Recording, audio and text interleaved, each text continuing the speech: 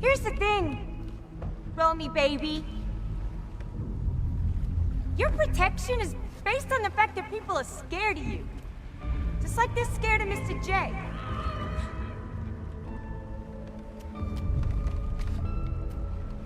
But I'm the one they should be scared of. Not you, not Mr. J. Because I'm Harley fucking Quinn.